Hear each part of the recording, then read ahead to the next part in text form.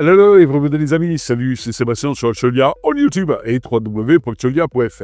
Alors aujourd'hui, on va vous parler du monde du libre, le paradoxe du libre. Google, les licornes capitalistes et la dure réalité du financement. Bah oui, parce que, donc en fait, vous vous rendez compte, capitalisme, financement, c'est le mal chez Monsieur Linux. Le monde du logiciel libre et de Linux est souvent perçu comme un bastion de résistance face aux géants technologiques avides de données et au mode économique capitaliste qui enferme les utilisateurs.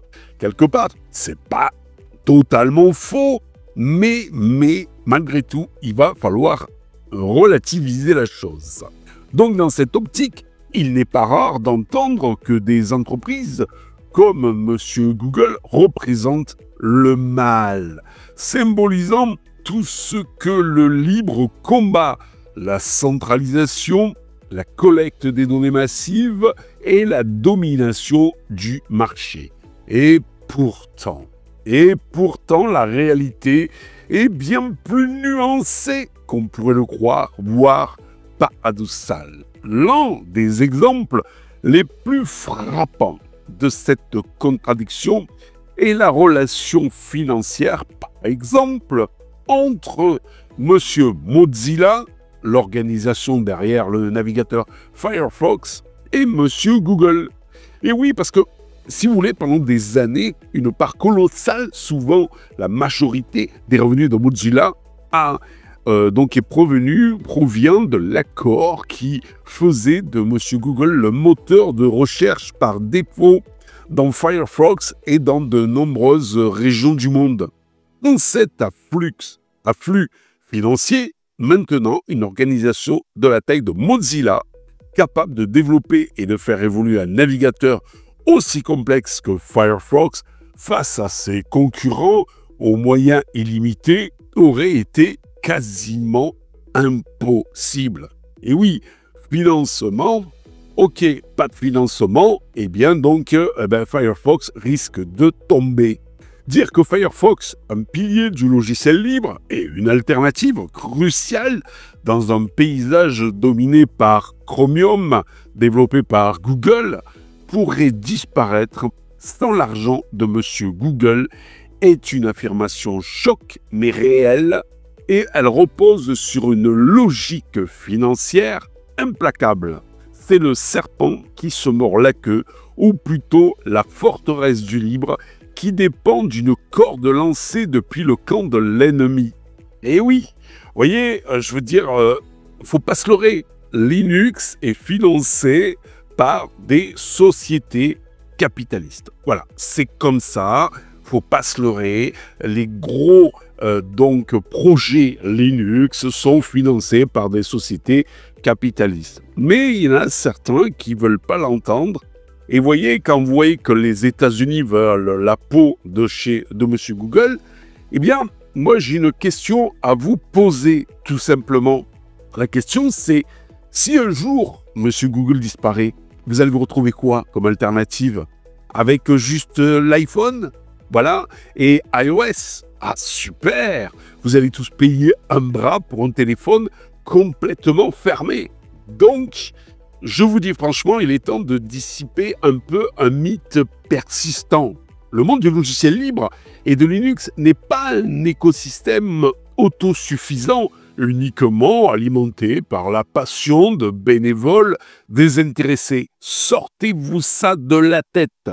S'il y a bien sûr une contribution fondamentale et irremplaçable de la communauté bénévole, une part essentielle, je dis bien essentielle, du développement, de la maintenance et de l'évolution des projets libres, en particulier les plus vastes, les plus gros, les plus critiques, comme par exemple le noyau Linux lui-même, ou des distributions majeures, eh bien tout ça repose sur le financement et les contributions d'entreprises privées, souvent de grandes et grosses sociétés capitalistes. Oui, je sais, c'est le mal incarné, le capitalisme dans le monde du libre. Et pourtant, pensons à quelques exemples. Exemple. Eh bien, écoutez, Red Hat, vous savez, qui est un petit peu, entre guillemets, la maison mère de Fedora, eh bien, maintenant, c'est IBM derrière, un acteur majeur du monde Linux, finançant massivement le développement en amont, le noyau, Fedora, etc., et proposant des solutions d'entreprise basées sur Red Hat, et voilà. Mais c'est IBM derrière.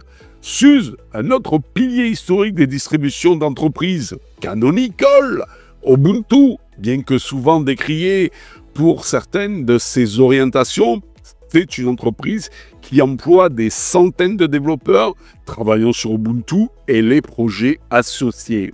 Et quelque part derrière, vous avez des sociétés qui financent. Vous avez Google, Intel, Microsoft, Oracle, Amazon, Facebook et tant d'autres. Ces géants contribuent activement au développement du noyau Linux, d'outils, de bibliothèques et de projets open source majeurs qu'ils utilisent massivement dans leur infrastructure et leurs produits. Ils emploient des développeurs à plein temps pour travailler sur ces projets libres. Vous voyez, faut vous enlever de la tête que Linux, c'est le petit dad qui sort du boulot, qui rentre chez lui et qui se dit « Allez, je vais un petit peu coder pour participer à l'évolution de Linux et tout. » Non, non, non, non. Sortez-vous ça de la tête.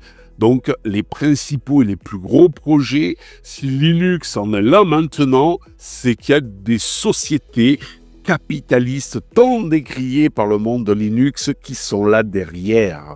Mais pourquoi ces entreprises intrinsèquement capitalistes et axées sur le profit investissent-elles dans le libre? Eh bien, les raisons sont multiples et pragmatiques.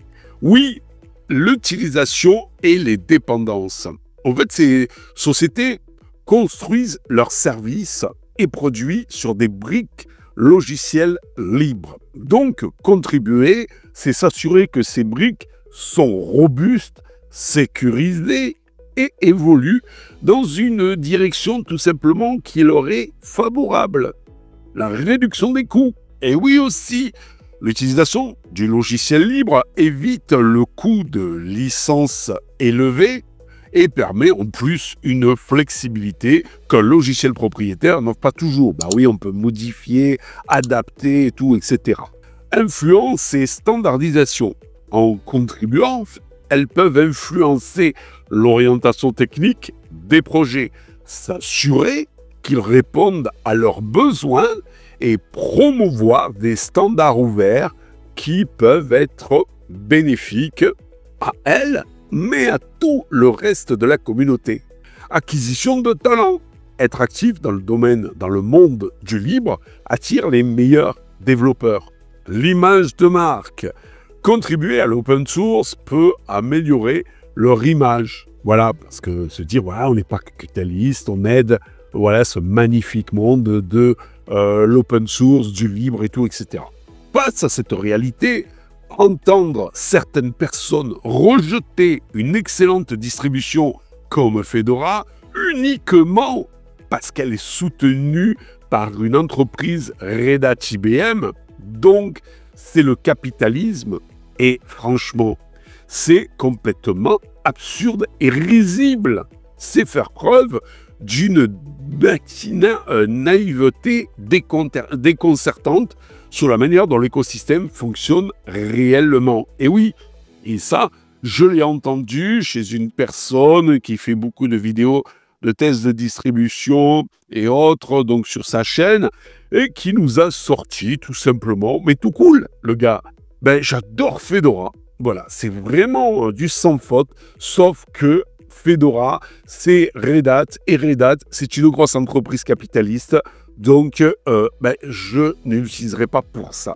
Je dis quand l'idéologie débile, donc, en arrive là, je peux vous dire que c'est pas la peine. Voilà.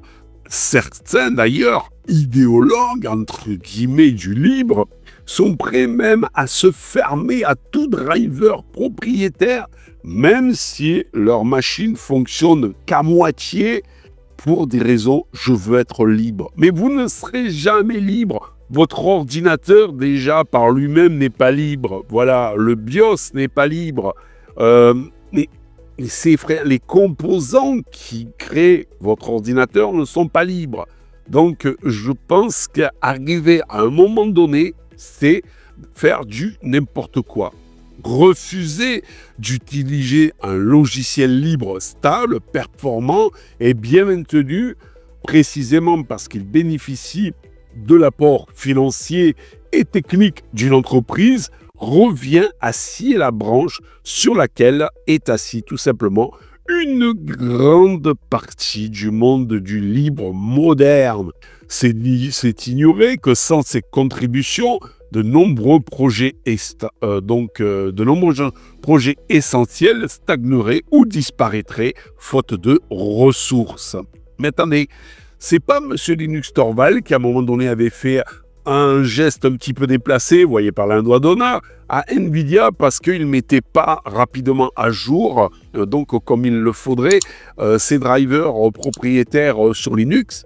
Et après, vous avez d'autres personnes qui vont dire « Ouais, non, Nvidia, c'est le mal. Vive AMD !» Il y en a beaucoup, qu'à un moment donné, j'ai vu quelques petits déboires avec ma carte graphique Nvidia. Bon, je vous accorde, c'est plus le cas du tout sur Linux. Et donc, il y en a qui m'ont dit « Ouais, achète AMD, c'est mieux et tout ça. Nvidia, c'est société capitaliste et tout. » Mais vous croyez qu'AMD, c'est quoi ? Voilà, c'est comme Intel qui est très proche du libre, qui systématiquement propose des drivers en natif sur Linux, comme chez AMD apparemment. Mais vous croyez quoi ?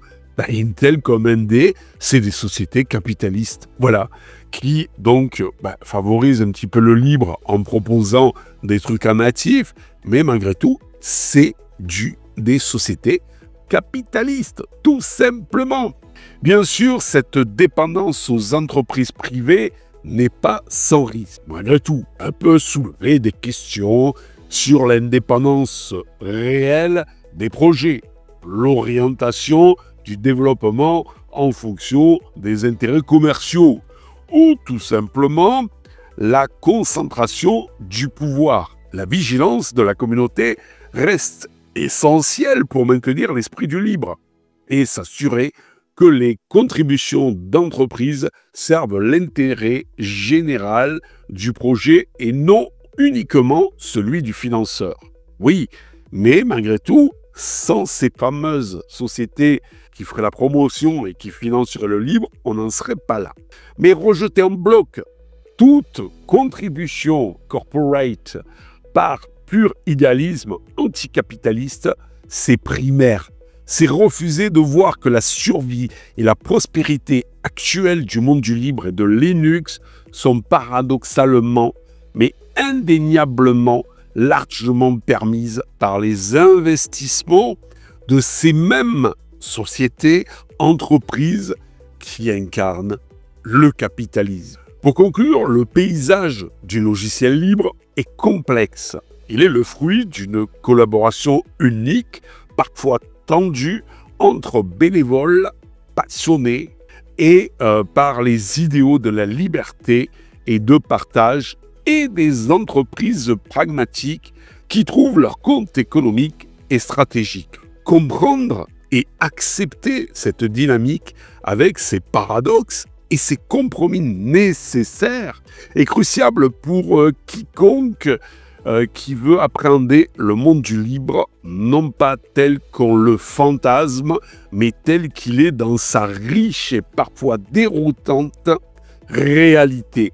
Le capitalisme n'est pas le mal absolu pour le libre. Il est une source majeure qui permet tout simplement le financement, bien qu'opposant des défis, a largement contribué à faire de Linux et de l'open source les forces technologiques omniprésentes qu'ils sont aujourd'hui. Donc, conclusion, arrêtez de constamment taper sur le capitalisme et voilà, moi je suis Linux, je suis anticapitaliste et tout, etc.